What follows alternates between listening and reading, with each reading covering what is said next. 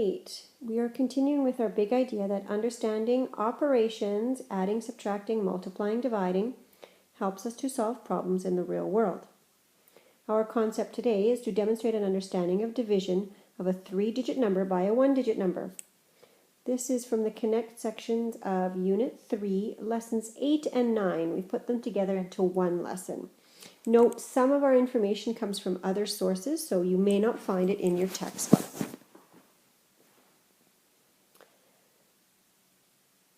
So we have 3 children. So the first strategy we're going to use is base 10 blocks. It just gives you a better understanding of division. It's not always the most effective, as it takes a lot of time to use base 10 blocks. But it's very good for understanding what's happening with division. So let's take a look. All right, so we have 3 children who want to share $1.25 equally. How much will each child get? Well, $1.25 is equal to 125 cents. How much money will each child get if she divides 125 by 3? Here are the 2 strategies the students use to find the quotient. Remember, the quotient is the answer with division. So she's made 125 into base 10 blocks. 1 flat, which is worth 100, 2 rods, which are worth 10 or 20, and 5 ones, which are worth 5. She splits them all apart, and she trades the flat for rods. So she now has 12 rods all together. She divides them into 3 groups. So she starts with 1 rod here, 1 rod here, 1 rod here in each group. Continues with the 2nd rod in each group, the 3rd rod in each group, the 4th rod in each group, and then she has 3 more, 3 little ones in each group, and she's left with 2 left over. So our answer then would be 125 divided by 3 is equal to 41, 10, 20, 30, 41, with a remainder of 2 left over. So each group has 41 with a remainder of 2. The remainder is the number that is left over when one number cannot be divided evenly into another. So then it ends up being a remainder. As you get further on, or if you were to punch it into your calculator, that would show up as a decimal instead of a remainder. The next method we're going to look at is called repeated subtraction. It's kind of an interesting strategy. It works quite well, especially if you're not clear on some of your basic facts, because it allows you to use whatever basic facts you're comfortable with. So he subtracts the multiples of the divisor. So if the divisor is 3, he's going to subtract things that are multiples of 3. So 3, 6, 9, 12, 15, 18, 21, 24, 27. So it's basically 3 times something. But it has to be a number that's less than 125. He's going to start with 3 times 10, which is the 30 that you see here that he's subtracting with. Okay, so I'm going to do it over on the side here at the same time to help you out. So we have 125 and it's divided by 3. Well, he's going to start with 3 times 10. And 3 times 10 is 30, so he's going to subtract 30. So 5 take away 0 is 5. 2 take away 3, oh, can't do that. I have to borrow. That becomes 1. This becomes 12. 12 minus 3 is 9, and I have 1 left over. So, oops, sorry, that became 0. I don't have 1 left over. My mistake. I can't have 125 subtracting 30 being bigger than 125. When I look back, I could see that that was wrong. So I still have 95 left. Well, now this time I'm going to go 3 times 3, annexing that 0. So 3 times 30, 3 times 3 I know is 9. Add that 0 back on, well, that's 90. Subtract is 5. Well, now I can't have a big number, so 3 times 2 is 6, that's too big. 3 times 1 is 3, and I'll subtract that, leaves me with 2. So now I have to add these numbers up. So 10 plus 30 is 40 plus 1 is 41, and I have a remainder of 2 because I have 2 left over. Now I don't necessarily have to jump right to 30 here. I'm going to erase and I'll show you how we can do that a different way. Oops, that's not the eraser, sorry. It's still going to be repeated subtraction, but I'm just going to show you how you don't have to start with 30 if that's too tricky for you. If you are comfortable with the 3 times 10, you can stick with that and just use that over and over again. So let's take a look. Again, 125 divided by 3. And I know 3 times 10 is 30, so I'm going to stick with 30. Subtract, and I know that was 95 when I did my subtraction. And I'm going to stick with another 10. So 3 times 10 again is 30, so I'm going to take 30 away, which leaves me with 5. And over here with 6, well, I can still fit another 30 in. So I'm going to take 3 times 10 again, which is the 30, and I'm going to subtract it again. Again, 5 minus nothing is 5. 6 minus 3 is 3. Well, I can fit another 30 in there, so I'm going to go 10 again. 3 times 10 is 30. I'm just going to move myself up here a little bit. Continue with my subtraction. 5 minus nothing is 5. 3 minus 3 is 0. So I'm left with 5. And again, 3 times something that's close to 5. Well, 3 times 1 is close. So then I'm going to put my 3 in here. Subtract, I'm left with 2, and again, if I add all of these up, 10 plus 10 plus 10 plus 10 is 40 plus 1, and I have my 2 left over, so I still get 41 remainder 2 as my answer. So it doesn't matter what basic fact you, or what you necessarily use for your basic fact. Sometimes it just takes longer to get there if you're using a smaller number. And here is your third strategy, and this is the one that most of us have learned. It's called the algorithm method. Here we have base 10 blocks to support, but we're going to look mostly at the algorithm. Often what we use to help us is our EMSB or EMSCB, because I know some of you sometimes add that step, which would be the estimate, the multiply, the subtract, compare, and bring down, and then you repeat that. Sometimes writing this at the top of your page helps you because you know, okay, I have to go EMSCB, or if you don't use the C, EMSB. So let's take a look over here. We have 728 divided by 5. So how many groups of 5? We're first going to look just at the hundreds. How many groups of 5 can 7 be divided into? Well, 1. So we put the 1 up here. Now that's our estimate. One group of 5 we think is close to 7 because 1 times 5 is 5. Now we have to, that was the multiply step. 1 times 5 is 5. We put that answer there. Now we have to do the subtract step. So we're going to subtract those two. 7 minus 5 is 2. And now I have to bring down, which takes us down over to this one here. So I bring down the 2. My new question is 22. So now I have to take 22 and divide it into 5 groups. Well, how many groups of 5 do I think can fit into 22? Well, 5 times 5 is 25, so that's too big. 5 times 4 is 20. Remember, this number has to be smaller, otherwise you can't subtract, so be careful of that. So I said 4 groups of 5 was closest. So I put my 4 up here. That's my estimate. Now I multiply 4 times 5, which is 20. I put that right here. And now I subtract 22 from 20. 2 minus 0 is 2. 2 minus 2 is nothing. And now I'm at my bring down step. So they show this a little bit lower, so I'm going to move it again here. All right. Here we have it. We've brought down the 8. The 8 is our new question. How many groups of 5 can 28 be divided into? Well, 5 times 6 is 30. That's too big. 5 times 5 is 25. That's smaller, and it's our closest. And we want to get as close as we can with this one. With this strategy, we can't just pick whatever basic fact we know best. We have to choose the closest one that is smaller than the actual number. It cannot be bigger, but it has to be the closest one. So 5 times 5 is our closest one. 5 times 5 multiply is actually 25. We put that there. And then we subtract. 8 minus 5 is 3. 2 minus 2 is nothing.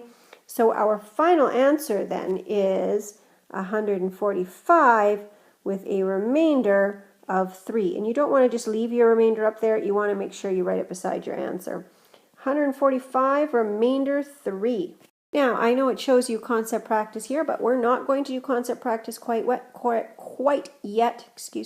We're going to do some practice together, and you're going to use repeated subtraction, and you're going to use the algorithm method and try each and see which one you prefer. So we're going to practice in one moment. All right. This is the questions that we are going to practice with. So first we're going to start this first one, and I'd like you to try repeated subtraction with that one. Press pause and try repeated subtraction. All right, now your answer and my answer might be slightly different depending on what we use to choose to subtract by, so what basic fact we're using. I'm going to go 2 times 100, because 2 times 100 I know is 200, because annexing 0. 2 times 1 is 2. I took off 2 zeros, so I'm adding 2 zeros back on. And 200 is still less than 400, so that'll work. You might have chosen something different, and that's fine. It just has to be a number that is less than 400. So just watch that your number is smaller than this one, otherwise it won't work. And it can be quite a bit smaller, then it just will take you a longer time. So let's subtract. 7 minus 0 is 7, 1 minus 0 is 1, 4 minus 2 is 2. Well, I can take another 200 out of there, so I'm going to. 2 times 100 is 200. I'm going to subtract, leaves me with 0 minus 7 is 7. 1 minus 0 is 1. I'm left with 17, so 2 times what would be close to 17? Well, I know 2 times 5 is 10. So now I'm left with just 7. Let me just move this here. Slide that up a bit so I have enough room. What can now go into 7? 2 groups of 2 is 4. Okay. Now I'm still left with 3. I can still fit one more group of 2 in there. So I'm going to subtract now. 3 minus 2 is 1, so I have a remainder of 1. I know that already. Now I have to add all of these ones up. So let's just move up here and see what we've got. 100 plus 100 is 200.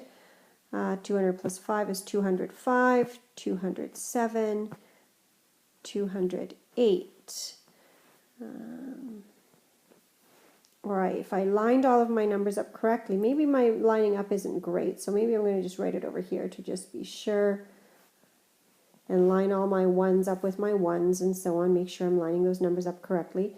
Now I can look, okay, 5 plus 2 plus 1 is 8, 0, and 200. Oh yeah, 208 it is, and I had a 1 remainder, so remainder 1. Again, you might not have ended up with these same numbers here or in here, depending on what you multiplied 2 with, but you do have to end up with this same final answer. And remember, if you didn't end up using the hundreds, then it would just take you a little bit longer probably to get there. Excuse me. All right, this next one we're going to try algorithm method. So 306 is my dividend, 9 is my divisor. I'm dividing 306 into groups of 9. So using the algorithm method, remember, estimate, multiply, subtract, possibly compare, and bring down. We haven't talked about the compare very much. I will when we do the answer here. Press pause and try this now on your paper. All right, so let's take a look. Okay, how many groups of 9 can fit into 3? What? 3 can't be divided into 9 groups, so none. Now we do the multiply step. 0 times 9 is 0. Anything times 0 is 0. Next we do the subtract step. 3 minus 0 is still 3. Now I compare. Now the compare step is actually this. Looking at the 3 here, making sure that it's smaller than this number. This cannot be bigger than this, because if we're taking it and dividing into this many groups, this has to be smaller. So make sure you've compared and double checked that. So now we do the bring down step. So we bring down our 0, which now means we're trying to find out how many times 30 can go into 9 groups. So let's check. Well, 9 times what is close to 30? 9 times 4 is 36. That's too big. 9 times 3 is 27. That's very close. So 9 times 3, 27 is my multiplication. 3 times 9 is 27. Now I do my subtract. I can't take 7 away from 0, so I'm going to have to borrow. My 3 becomes 2. My 0 becomes 10. 10 minus 7 is 3. 2 minus 2 is 0, so I'm just left with 3. I compare. Yep, my 3 is smaller than my 9. I'm still good. I bring down my 6. I would recommend putting these arrows in here so you remember what you've brought down and what you haven't. I've had students in the past who make that mistake. Now we're looking at 36. How many times can we divide 36 into groups of 9? Well, 9 times 3 we just had was 37. 9 times 4, 9 times 4 is 36. Perfect. So 4 it is up here. 9 times 4 is 36 is my multiplication step. Now my subtract step. Well, 6 minus 6 is 0. 3 minus 3 is 0. I have no remainder. And my final answer is 0.34. Is that how we say that number? No, we just forget about that 0. It just becomes 34. All right, next one we're going to try repeated subtraction again. 780 divided by 5. 780 is my dividend, 5 is my divisor. Using repeated subtraction, and remember our answers might vary slightly depending on what we choose to use. Go ahead and press pause and try that now. All right, with this one, I'm going to try working with smaller numbers, assuming that my basic facts I don't know quite as well. So I'm going to go 5 times 10 is 50, because I know it's 50. I'm going to use less room because I know it's going to take a while. 0 minus 0 is 0. 5 minus 8 is 3, 700. Okay, so let's do let's do 100 this time, because I've realized that 5 times 100, 5 groups of 100 is 500, which is less than 700, so that's perfect. 0 minus 0 is 0. 3 minus 0 is 3. 7 minus 5 is 2. Okay, I'm not sure what else is close, so I'm going to go back to 10. And actually, I'm going to move this 10 over so that they're lined up properly. And again, 5 times 10 is 50, so I'm going to subtract 50 again. 0 minus 0 is 0. 3 from 5 I can't do, so I'm going to borrow. 2 is going to become 1. 3 is going to become 13. 13 minus 5 is 8. 1 minus nothing is 1. I'm going to continue. Sorry, I've moved it up a little bit. 5 times 10 again is still 50, because that's what I'm comfortable with, so I'm going to keep working with that. 0 minus 0 is 0. 8 minus 3, 5 is 3. Sorry, 1 minus 0 is 0. Is 1. Goodness gracious, I'm sleepy. Let's see what else. Okay, well, let's keep working with 50. 5 times 10 is 50. I'm going to try 50 again. I'm going to subtract 0. I can't take 5 away from 3, so I have to borrow. 1's going to become 0. 3 is going to become 13. Now I've got 80. Oh, I got to move it up again. My line's got to go with it, sorry. I'm going to extend my line again. 5 times 10 again is 50. 0 minus 0 is 0. 8 minus 5 is 3. Oh, 50 is not going to work this time. 5 times what is close? I'm going to go 5 times 2 because that's 10 and I'm quite comfortable with that. 0. 3 minus 1 is 2. Well, I can fit another 10 in there. 5 times 2 is another 10, so I'll put that one in there. Minus 0 is 0. 2 minus 1 is 1. I'm going to move this up just a bit again. Oops, now it's 2 pieces. Goodness gracious. It's better to work on paper, I think. I've got 10 left, so again, 5 times 2 is 10. Oh, great, that's 0. I have no remainder. Now let's go see what I had here for numbers. Shucks, all this moving funny ways is going to be tricky. Just a moment. I'm going to just slide it to the side here. I know you can't do it on your paper, but I can on mine, so I'm going to try that. I'm going to write my numbers over here in red so that I don't mess them up. I had 10, I had 100, lining those digits up. I had 10, and I had 10, and I had another 10, and now on this side I had another 10, and a 2, and a 2, and a 2. There we go, and that's what we would add up. So lots of zeros plus 2, 2, 2, 2, 4, 6. So 6, and we have 1, 2, 3, 4, 5 ones, so that's 50, and 1 in the hundred, so 156 would be my answer. So as you can see, repeated subtraction works with whatever basic facts you know, but if you have fairly small basic facts that you know and you're not using your annexing zero rule, it can take a very long time. So it's quite effective in that you don't have to have a great understanding of your basic facts, but it does take a longer period of time, so you just have to watch for that. All right, let's try the next one with algorithm method. 1 minute while I clean this up for you. All right, we're going to try the next one, 739 divided by 7, using algorithm method. And again, I'm going to write down my EMSCB to help me remember my steps: estimate, multiply, subtract, compare, bring down. Go ahead and press pause and try that now. All right, let's give it a try. So how many times can 7 go into 7? Well, 1 time. 1 times 7, my multiply stage is 7, so I'm going to write that down there. And now I have to do my subtract stage. 7 minus 7 is 0. Now I compare. Yep, 0 is in fact smaller than 7, so I'm all good. And now I do my bring down, so bring down the 3. All right, now I start all over again. Estimate. How many groups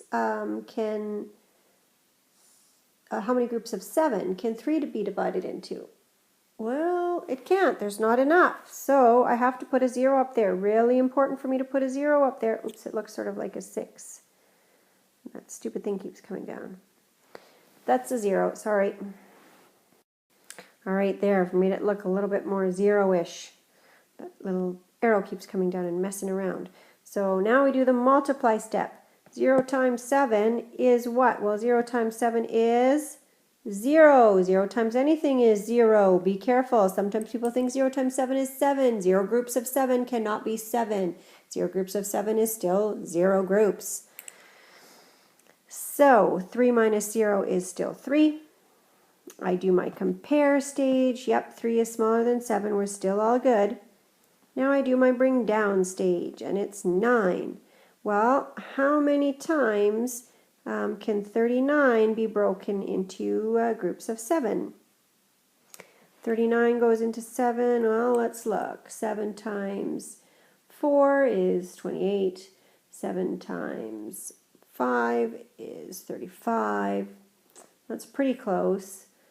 7 times 6 is 42. Nope, that's too big. 7 times 5 it is. So 7 times 5 is 35 was my answer here. That's my multiply step. Now I do my subtract step. 9 minus 5 is 4. And I have nothing else to bring down, so this becomes my remainder, and I have to write it up here. 105 remainder 4.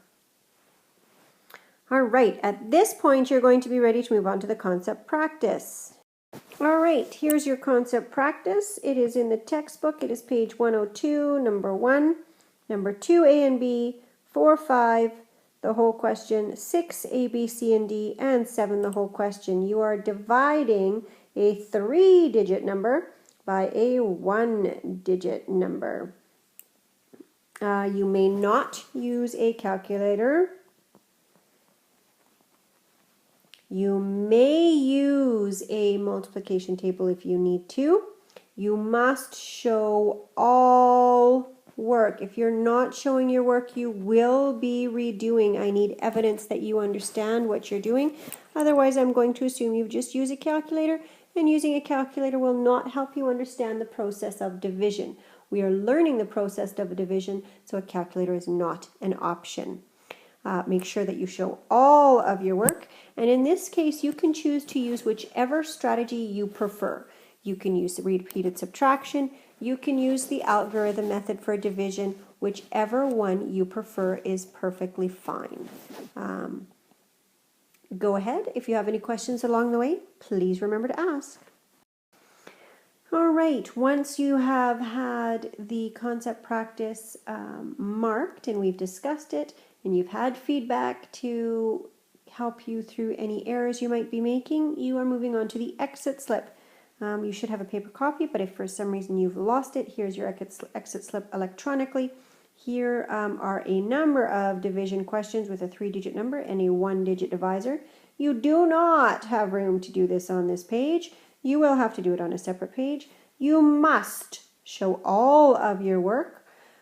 You may not use a calculator. If you do not show all your work, I will assume you've probably used a calculator. I need evidence of your thinking. So show all of your work, copy and complete each question, and tell what strategy you used. If you've used the same strategy all the way around, you can just say it once. You don't have to say it over and over again. But if you've tried both strategies, which I would recommend, try both. And see which one you prefer. If you can use 2 strategies, that's always better than just being stuck in one strategy, because sometimes one might work better in a certain situation. All right, so away you go, exit slip.